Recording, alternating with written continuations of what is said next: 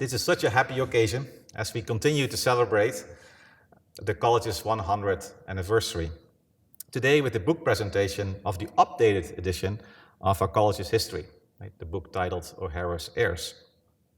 The original edition was the first 70 years, and then we now have a new edition that updates it to including also the last 30 years from 1991 to 2021.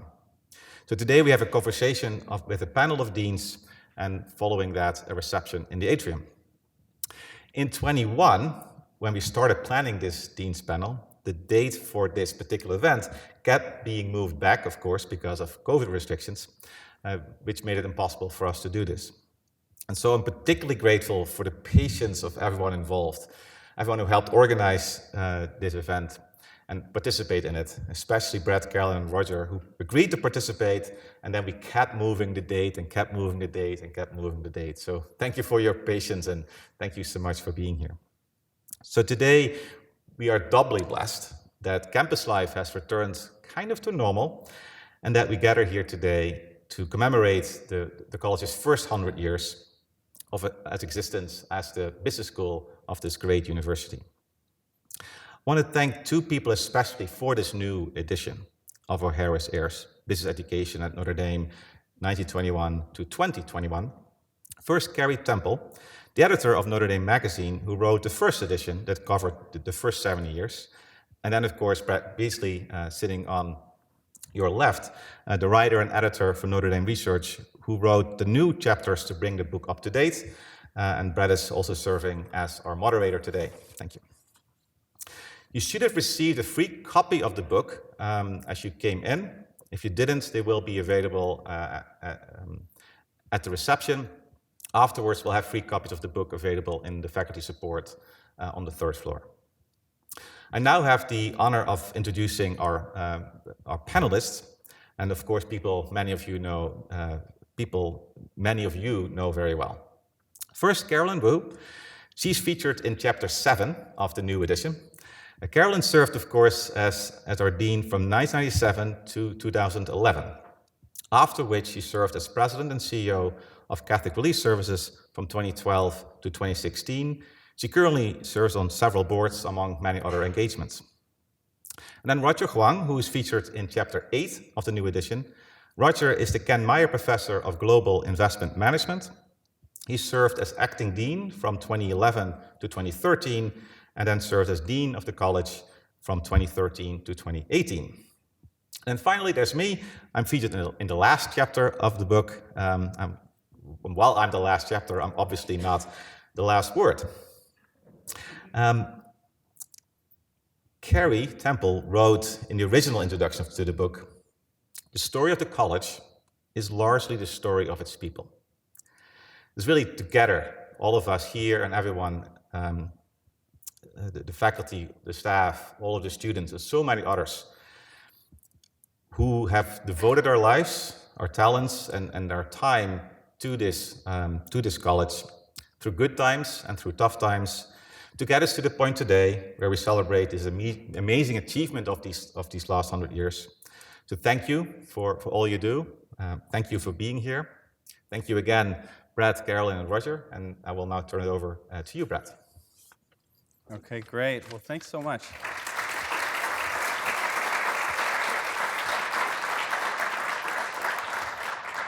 Thanks, Dean Cremers, and thank you all for being here.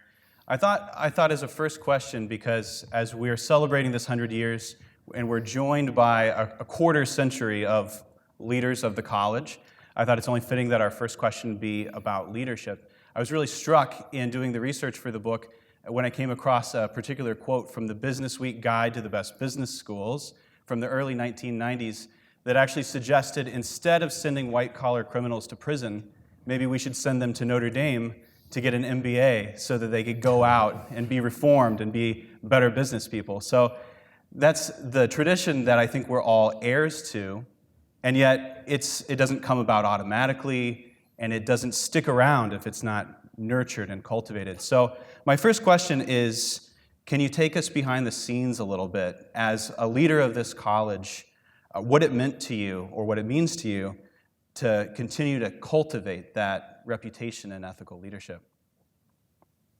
Start with the youngest.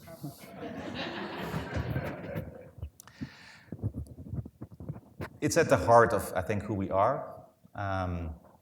We have a new imperative, which is really building on the old one, right? Growing good in business. What that means, I like to talk about the 3 C's, right? We want to contribute, we want to cooperate, and we want to compete. We want to contribute to the needs in the world, and so have business education where our students see what's at stake, see how business can actually contribute to provide for the needs of others in society. Second, we want to cooperate, so we want to help our students to become good team players who care about solidarity, who care about cooperating in a team and thinking hard about how their business decisions affect everyone else, including also the environment, all of God's creation. And finally, we want our students to compete, both externally in the marketplace, and they do, of course, they do very well, but also internally, with the help of God and others, to compete towards the best version of themselves. How you then instill our programs with that perspective. I think, well, you need faculty who share that vision, and we want programs who are actually enacting that. And I think that's what makes us special. I think that's what brings so many of us here. And you need a very strong community for that, which I think we have. I guess I'm next here. Thank you for inviting me back. Ethical leadership. Well, leadership and ethics, I think it's just part of the Mendoza brand. I think it's just part of the Mendoza brand, and it comes with all the rest of the mission. And therefore, the students are familiar with it when they are here. The faculty are passionate about it, and we have a university that help us with developing this mission statement, and people in-house, inside, internally on campus are more or less faced with this ethical leadership in many different dimensions, and we continue to do that here, and it's been around here for so long that a lot of it has been established by the prior deans and by the university, and we have programs like 10 years hence. When I became dean, it was there already. So the thing to do for me on campus would be to update it with the latest developments in ethical in the ethics and values, and that was impact investing on campus. And then we have other speakers that comes to talk about it on campus, and so the campus internal ethical leadership, it's relatively speaking not as important in my mind as spreading this brand of education, this brand of our beliefs to outside the campus, external activities for ethical leadership, and that comes in many different dimensions. So, for example, we need to do that with our alumni who's out there already. So, and the way that I did was to go out and attend all these alumni activities and remind them of the things that we are doing in-house here, for example, in Mendoza. And you also take that on the road to the employers. So you will attend, for example, the MBA career services to tell them about our brand of education, which to many universities, it's quite new, or they're totally quite let's say, unfamiliar with what we do up there. They know that Catholicism is part of our mission here, but they are not aware of what it is that we do here on campus. And so you take it to the employers, and then when they come here to recruit our students, you tell them this story about what it is that we do for our students when they come by. You also take it to other universities. So I would visit other universities to tell them about Notre Dame and about Mendoza.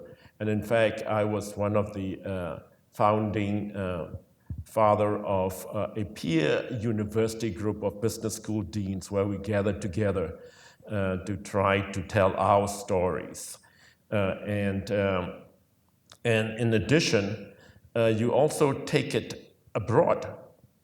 And you'll be surprised that in many parts of the world, Mendoza, Notre Dame in particular, people are totally unfamiliar with it. So I would go on this, for example, a trip with the provost to China, and where we visited dozens of universities, and that provides me with the opportunity to tell them about Mendoza.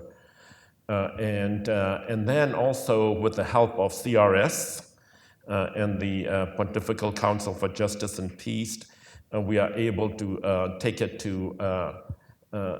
our brand to the Vatican. And for example, we did that in 2014 with the conference on investing for the poor. And so that was a while back. And so all these things, activities are a way of trying to tell the world about our brand of education. Sorry, I took that long. Thank you. I just want to begin with, you have the three of us here and you asked us about leadership. I actually think, by the way, can you hear me? Is my mic? Did you turn it on?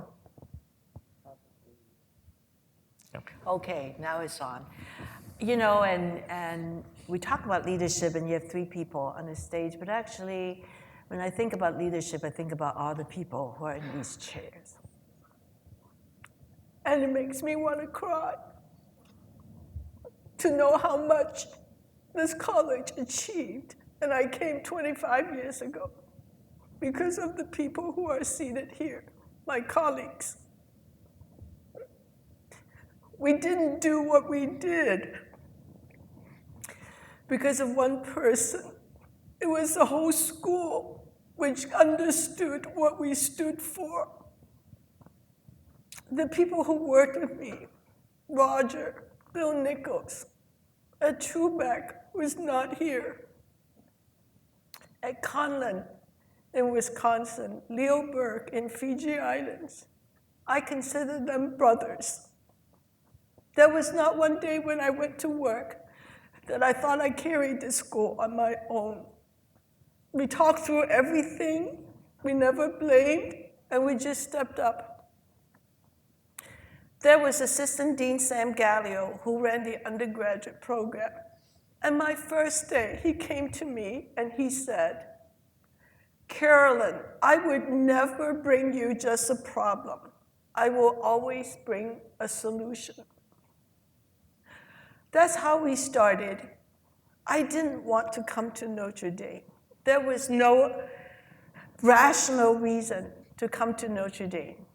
I was in the provost's office at Purdue. I was very much nurtured in a very, very vibrant Catholic community where I met my husband David, where we were married, where our children were baptized, and where it really nurtured me. I didn't have to go to another Catholic community. There was no reason to come. I engaged Notre Dame because they asked me to come and do an evaluation of these business plans, and afterwards they wanted to talk to me about the deanship, and I said, well, I'm happy to talk to you, but I'm not your candidate. I run a business MBA program, I'll just talk to you. Well, they keep on not going away.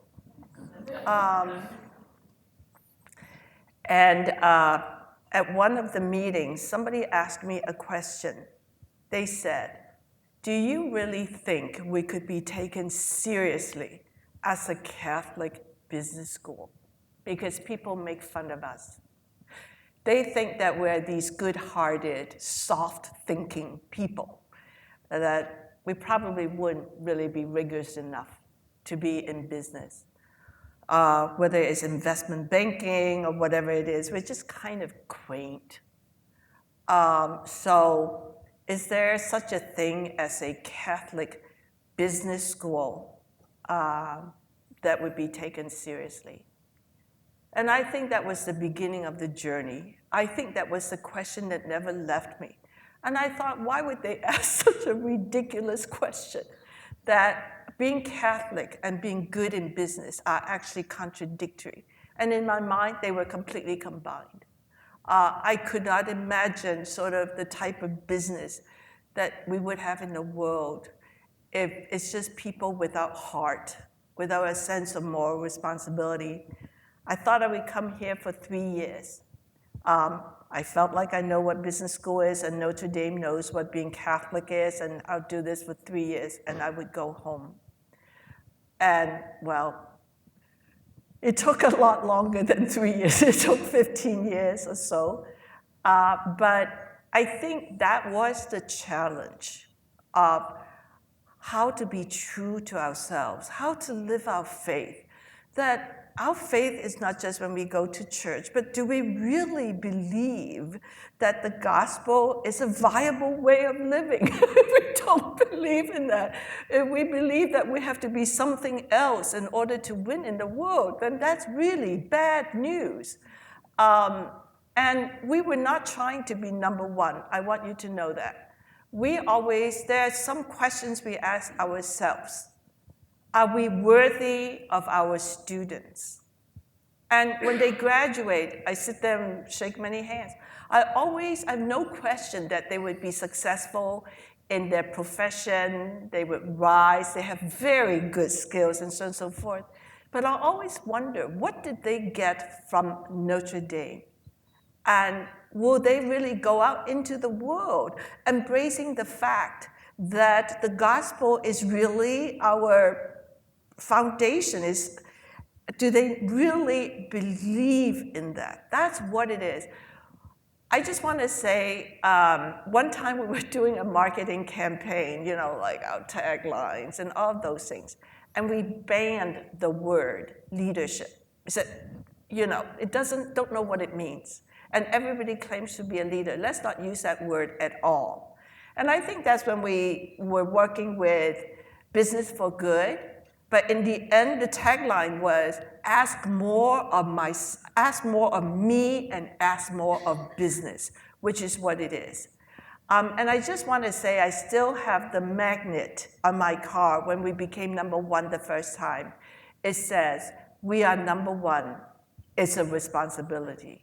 We finally got the stage, and we got the loudspeaker to let us say, of course, the gospel message, it's really the way we would want to succeed in the world.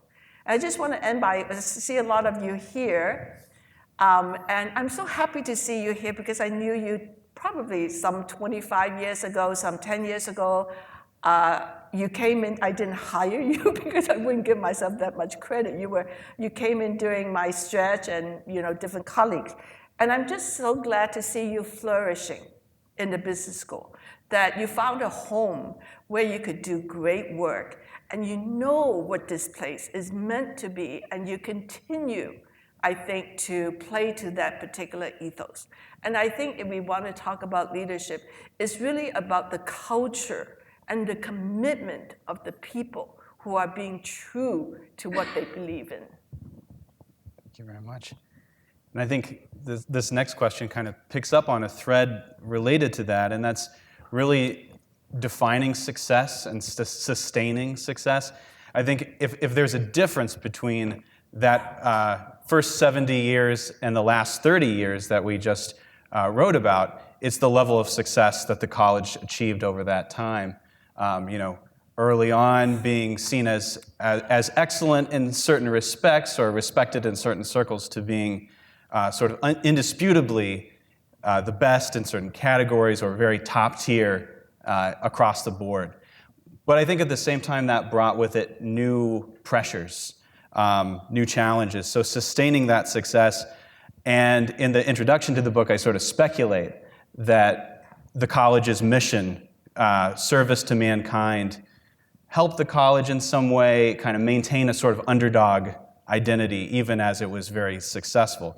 So that's my question then. So what has it meant to you to define success, but to define it on our terms, so to speak? Are there times that's been really difficult? And also if you want to say anything about how the college should continue to do that in the future. I'd like to start with that. The phrase, we want to succeed on our term, at least I remember I was in the chapel. We had a little chapel that was created out of a utility closet for storing brooms and buckets and rags, and a little area where there were Coke machines. Those two areas were taken out to create a chapel. I was in the chapel, and the local bishop at that point, Bishop Darcy, was visiting. It was my first year. And he asked me, he said, Carolyn, what is it that you want to do? And I said, and prior to that, there was the advisory council. The advisory council had just taken place a few days before that. At the advisory council, which was my very first one, it has already been planned. I didn't plan it, but there was a speaker, an honored guest, who was the dean of one of the top 10 schools. And he came in, and on this stage, in front of all the advisory board members, he said, and I was the new dean, so I guess he was talking to me too. He said, success is to change the earning curve of our students. If they were earning like this, after us, they would be earning like that. That there was no other objective that was legitimate for a business school. Business school exists to change the earning curve of its graduates. And I totally disagreed, but I didn't tell him. I had no credibility. I had this group of advisory board members who were all nodding. That was the beginning of the definition of what is really success, particularly for a Catholic school. And so when I was standing with Bishop Darcy, when he asked me, what is it that you want to do? I said, I think I'm going to show that we will succeed, but on our own terms. We will play with the big boys. And we will lose sometimes, we'll win sometimes, but when we win, it will be on our own terms. And that whole term was a particular way of succeeding that really honors God, that really bring other people along. And that I didn't believe that the only role of a business school was to change the earning curve. And I would like to end this story on a day on the stage when Tom and we were celebrating the College of Business becoming the Mendoza College of Business because we received this big endowment. When Tom Mendoza said, he said, I give this gift, and as a pledge of $30 million, and all I ask in return is that one day if I'm sitting in a bar and some kid came around and said, oh, I went to the Mendoza College of Business, and I asked this kid, what was your experience? And the kid would say, they treated me well, and they brought me along to understand the purpose of doing good in business. So I just want to say that gives you a sense. Even our big donor didn't have, all these different conditions, but he also got a sense that at a place like Notre Dame, in the end, is really how you live your life, yes, in the profession of business, but in a way that is true to what we proclaim we believe. I guess I go next. So you're always in the middle. The next time you start, okay? All right. Okay, so the question was on how do you define success on our terms here? And to me, success on our terms means that we are able to share our brand of education to as many students as possible. And so sometimes that could be problematic when the industry is changing, the education industry is changing so rapidly. Especially during my time as dean was the big event of 2008. It was just a few years after that when I became acting dean and then dean. And the pain of that 2008 was still very fresh on people's minds. And there was this hostility against business schools. This hostility and things were changing fairly rapidly. It was during that time also that we became #1 under Dean Carolyn Wu. And part of that, both of us decided that was due to this pushback against the traditional business education, and because of the Notre Dame brand of education that people buys into, that help us propel us to the #1 ranking. That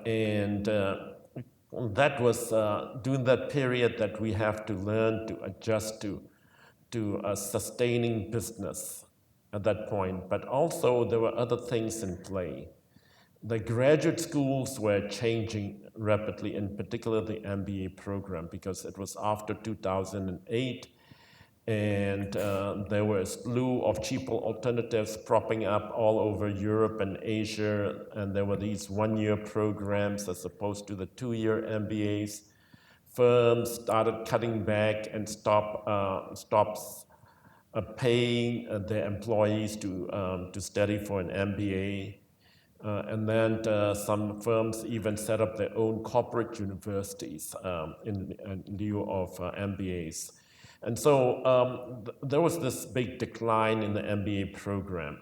And we still want to play in that space, and that was part of the challenge that you want me to allude to, that Brett wants me to allude to. So that was one incident. Another one was the big change during my time as dean was the appearance or the start of the tech world. And so suddenly you have employers wanting to hire more analytical students, and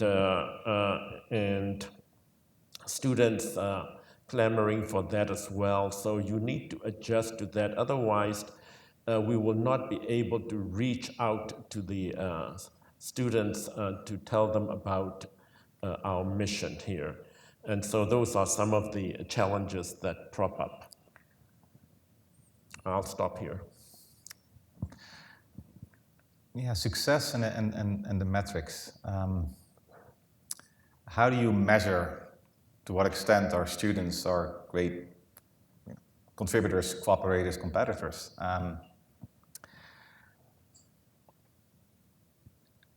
So it's hard to come up with good metrics for that, except the one, right, that you raised, Carolyn. I think to what extent they compete in the labor market, that's to some extent easy to measure, right? So my answer would be you want and. You want to try to think about how, if our students go out, how much do they actually contribute? How well do they cooperate, and how well do they compete? But in my mind, in that order. I think we have good indicators for those three. I think the main indicator that at Mendoza and the University of Notre Dame, that students are great contributors is by, and I see that much more when I became dean than before, how much our alumni give back. They recognize what they have received, and so they contribute in so many ways back to the university, in so many different ways to our students, to our programs. When I talk to the key companies that hire so many of our students, if there's one thing that sets our students apart, they tell me, is that our students see what's at stake, but they're really great team players. So they're great cooperators. And then, goes without saying that our students are very competitive. You can also extend that to our faculty. For our faculty, I would say that we define success in a broader way than some of other top business schools. I like to think that we kind of are asking more of our faculty. Yes, we're asking our faculty to be top researchers. We also ask them to be top teachers.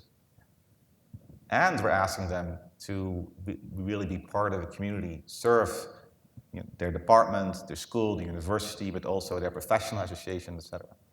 I think we are very intentional about all of those three aspects, the way we think about faculty success. Not everyone has to contribute evenly across the board, but at the same time, we care deeply about all of those three things. And I also think that we should be proud of that, and I think that's also what distinguishes us. Right. Thank you. So the next question has to do with something that's come up a number of times, but that's the Catholic identity of the college. And if there's one sort of through line, of course, through the history, it's this idea of having a robustly, unwaveringly Catholic business school and what that means. But as we know, at the same time, Catholic teaching develops. There's, Catholic social teaching is a living tradition. I really like the John Henry Newman quote, "To live is to change, to be perfect is to have changed often." So my question is about change then, too. When did you sense that the college was doing something truly new? And also at the same time, how did the college's Catholic identity serve as a guide for you in those times? I guess I go first this time. And so the Catholic identity, it's part of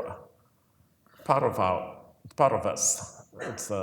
It's our brand, and also it's Catholicism with a big C and a small c as well. In other words, we aim to bring it to the masses, to the universe, so to say. We want to bring it to as many students as possible, and to do that, it means that you need to meet the challenges of our times here. So, for example, during the 2008 aftermath, when the MBA programs enrollments declined dramatically, I remember there were, for example, all the GMAT takers. GMAT is the exam you need to take to enroll in an MBA program at that time, and there were all those students could be accommodated by 20 universities. So of course we have many more universities than 20 out there with MBA programs. So what we did was we started out these one-year programs here and there, and so that's one way to reach the students. And another one that I mentioned earlier was the emergence of tech, and with that we experimented with the MSBA program in Chicago first because that's easier to close down if it were not successful. It was a big success, and the demand was great there, and so we brought it on campus. And indeed, I mean, that requires a lot more changes. So that requires that we, for example, with the help of the management department, that we actually split the existing management department into the traditional management courses and the new business analytics programs, with the department being called ITAO. Information Technology, Analytics, and Operations. So that was a big undertaking. I think it was the first new department in 60 years. And also because of the success of the MSBA program, we also started the undergraduate MSBA program, and started a residential MSBA program at that time, I think. I may be wrong here, and a joint MBA MSBA program. So these are the various changes that happened that we need to tackle along the way to spread our brand. Now, yeah, there's many new things that we, the last 4 years. Let me mention one, which I think is an important, in my mind, an important step in our growth as a business school. That I'm very proud that just a couple of months ago we had our first inaugural cohort of doctoral students in our 2 new PhD programs, one in analytics and one in management. And that's, I think we're off to a great start there, and after 100 years of being a business school that we now have 2 doctoral programs. And I think the way that these are designed, I think they are, uniquely Notre Dame as well. For example, both programs have a real attention in their required coursework on ethics. And that is not typical in doctoral programs. And so we have 4 students in each of the programs, and so it's a great initial cohort and kind of a unique step for us as a business school. So I'm going to comment on what is constant and what changes. But before I do that, I also have quite a number of my female colleagues, Carol, Jean, Maggie sitting there, Jessica, and Kristen. And I also want to apologize, first of all, for not having acknowledged them by name. I mentioned the brotherhood of my colleagues, but I also want to say that there is an incredible sisterhood.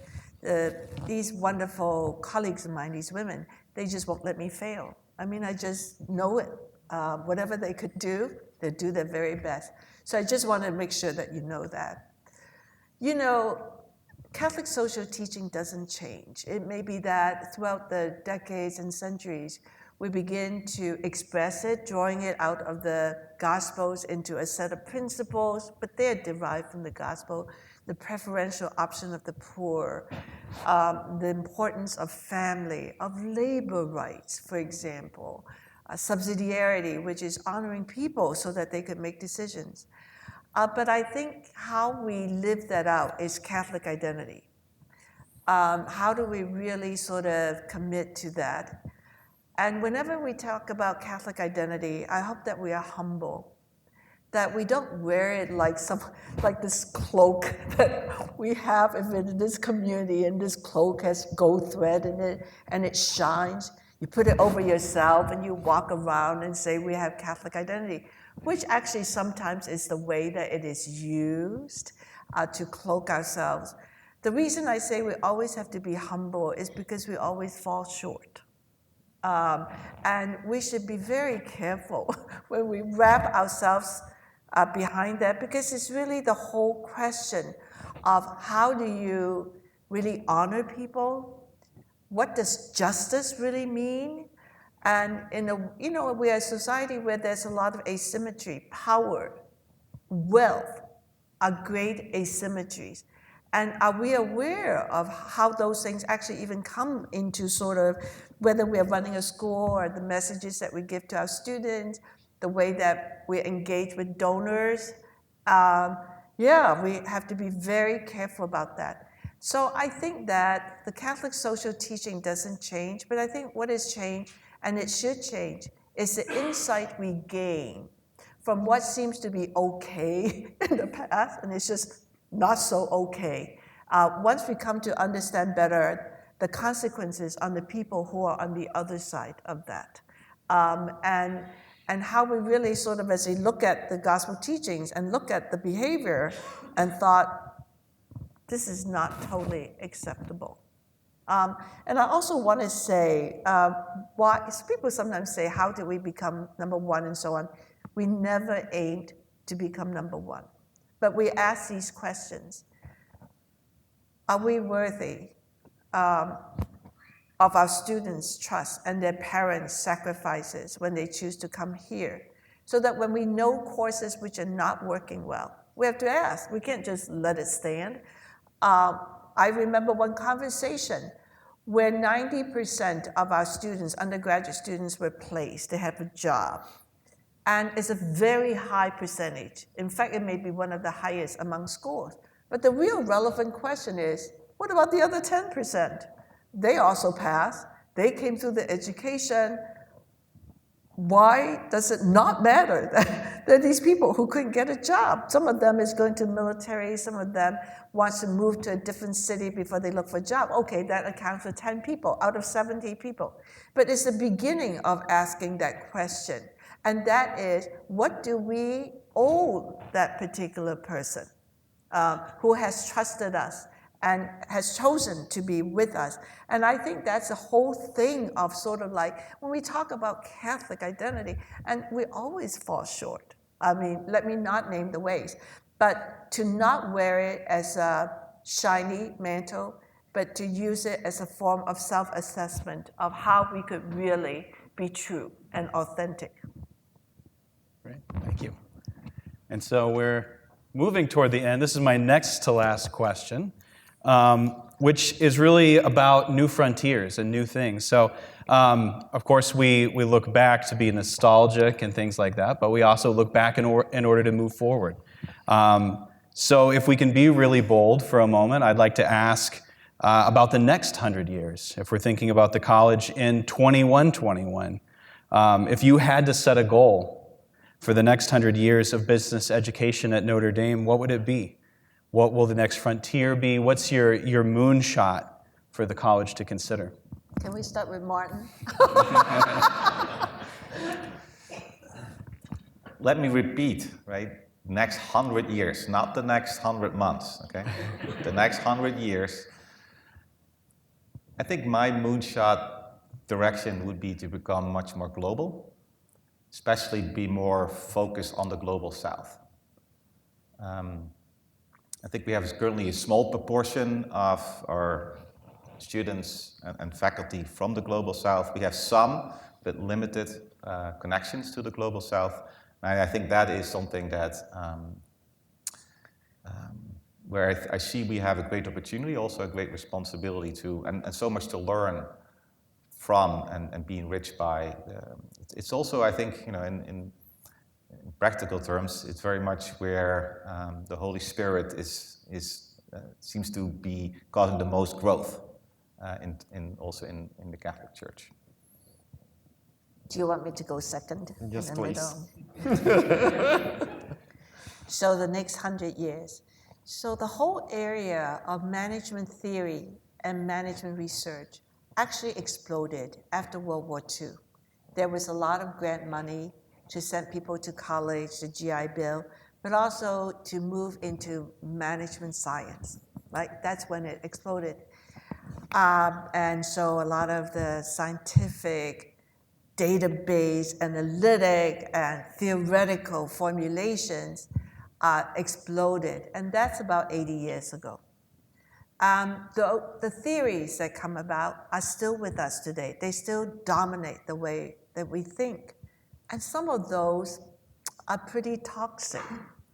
We just accept them, and we nod and we move on from there. And now I'm with all my colleagues who probably will throw tomatoes at me if they have it, because I'm really taking on sort of what I think management theory and business thinking, and all of us who got our PhD in this period and so on and so forth bought into. There are three. Let me just name three. One is that we could optimize. That optimization becomes very important. We actually solve it in linear programming, how you could optimize. Well, you could maybe optimize a automatic build. But along the way, we optimize people too. Think about how Amazon is working as people. It basically optimized the conveyor belt, and then they put people behind the conveyor belt to do what is most optimum for the conveyor belt. And we lost a sense that people are more than just sort of this unit in this optimization problem. I think a second principle, and maybe human nature too, is winning is so important, and winning is important, but we never develop a theory that you cannot win on your own. You can only win together. If you win at the cost of other people, you actually don't have a sustainable solution, because if you do that long enough, there is sort of the feedback. So we are such a competitive society. We have win-loss columns and optimization too. So the whole idea that we're so competitive that winning is everything, which is fine, except that we have to remember that we can only win together. We cannot win on our own. So I just want to share some of these things which have been troubling me, because I think we bought into this whole theory, all this thinking and so on and so forth that came out of the war, my Lord, 1945 to 1975, and that generation of professors who generated the people like ourselves and so on. And we bought into that assumption, and then we just went from there. I think, and these ideas take hold in just, like I said, 80 years. I think for me, the moonshot would be rethink, sort of like, how do you optimize the welfare of people? Not so much to optimize the conveyor belt and put people behind it to match its speed.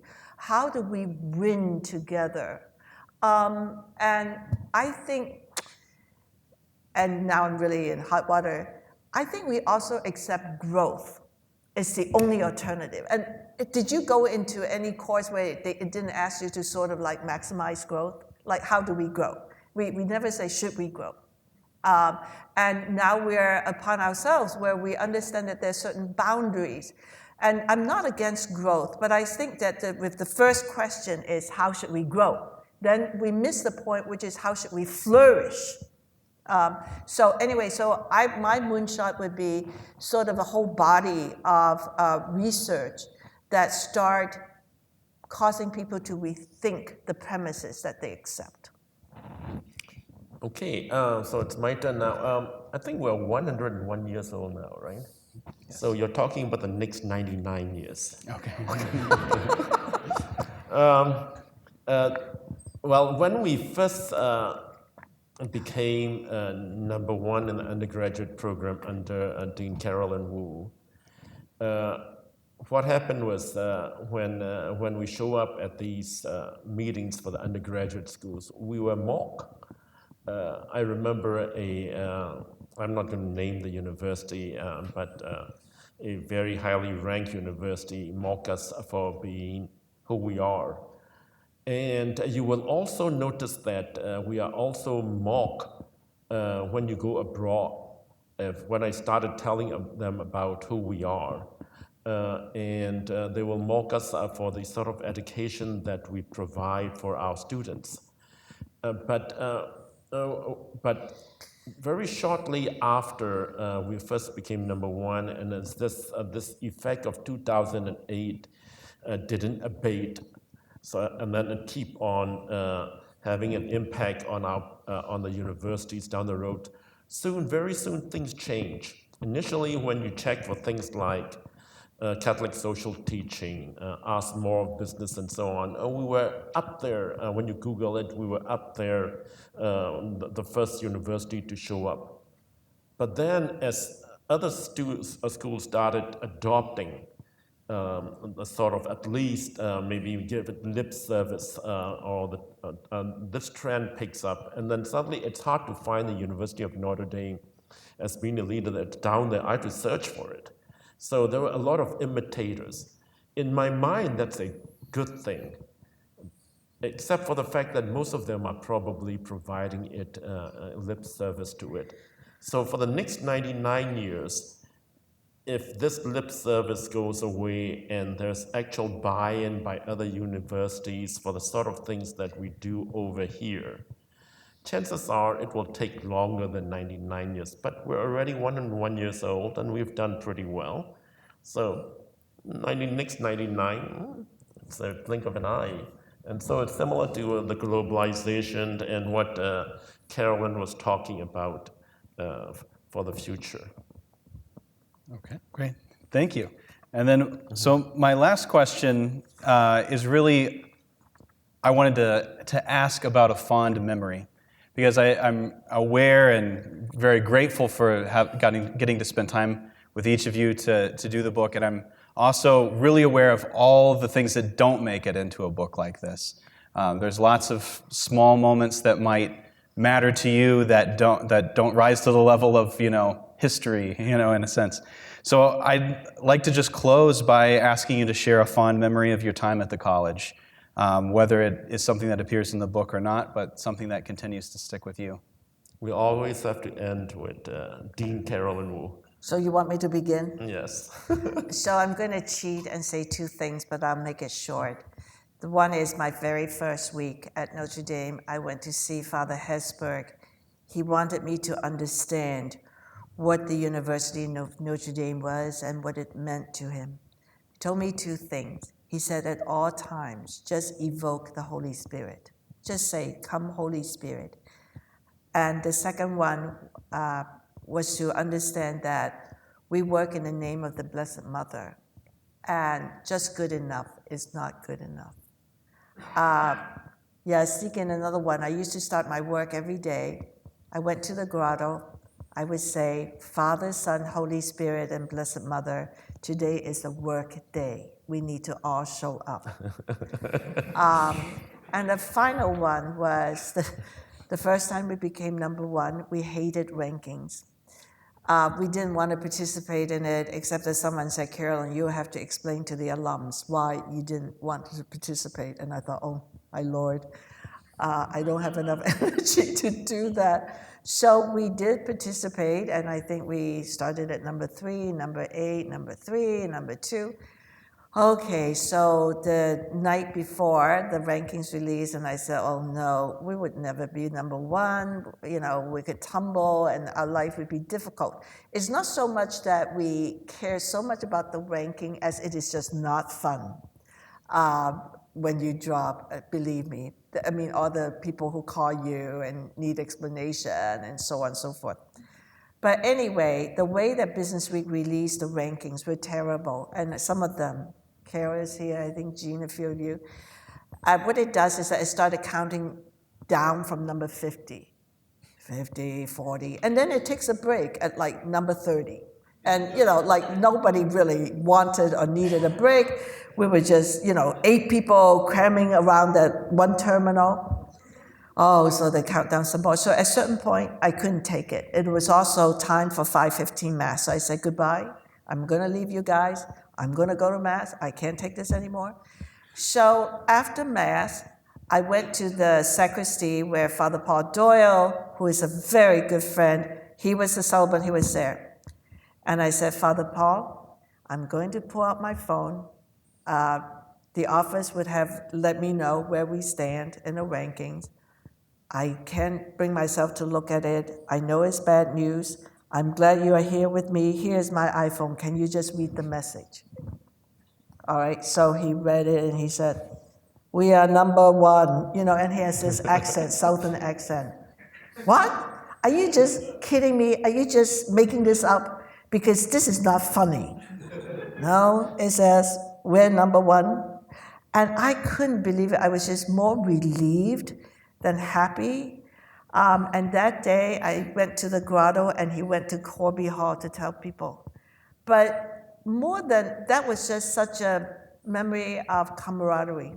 It was terribly unpleasant to go through that. But again, to go through that with a sense that we're all in this together, and that later on, whatever happened to us, we'll just go cry together, and it will be okay. So those are my 3 memories. Okay. It has to be with the people. I mean, there are a lot of peoples out here, and all those fond memories. But I will instead tell you a story about something that Brett wrote in the book, but was alluded to only in the book. And that has to do with our first time when we offered the program, the MSBA program over in Chicago. To show you how much we know, it turns out that in the good old United States, you cannot just start a program in another state. You have to go through hoops, a lot of local state hoops and we already have a program in Chicago at that time when we started the MSBA program. So we thought it would be, we can just start another one. It turns out, no, I mean, you cannot. And so here we have recruited all these students.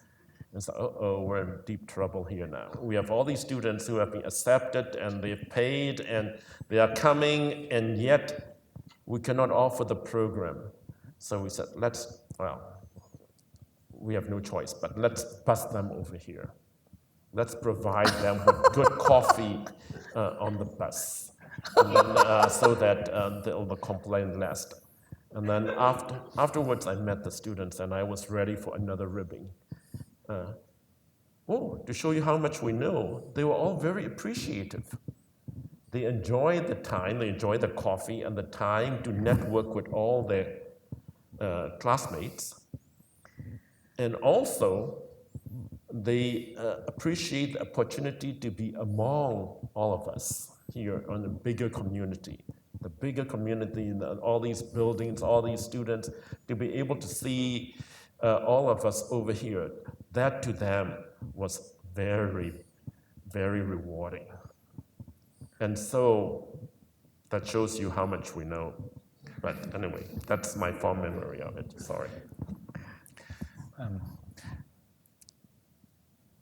I have many fond memories. In the interest of time, I want to be quick. I think that my best memories are when we all get together. That happens so often. Our tailgates, the socials at the South Bend Cubs. For me, the commencements are always very special. When so many staff go the extra mile, faculty show up, the students are there with their parents. It's a very special time. More complex, but also fond memories where when I saw the incredible commitment during very difficult days in COVID. At some point, we had these daily emergency meetings every day, and everyone was always there. And we had these long conversations about how, in these impossible circumstances, how can we still serve our students? How can we serve our faculty and our staff? And I was so proud of us as a community that through that we somehow, even in all the difficulty, we somehow made that work, came through it. Then in 2021, we taught 95% of our courses in person. It was very difficult, not at all perfect, but at the same time, we showed up, and that shows such a commitment, such a strong community. I have also, maybe strange, but I have fond memories of that as well. Not of the teaching in a mask. I have no fond memories of that at all. Well, great. I think at this time, we'll just, if you'll join me in thanking all the deans for being with us.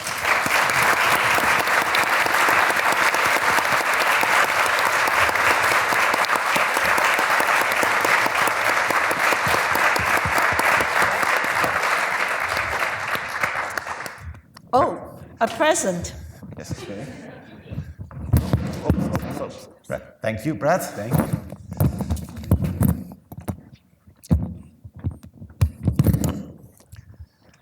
Thank you so much, Thank Martin. you, Carolyn. Thank you.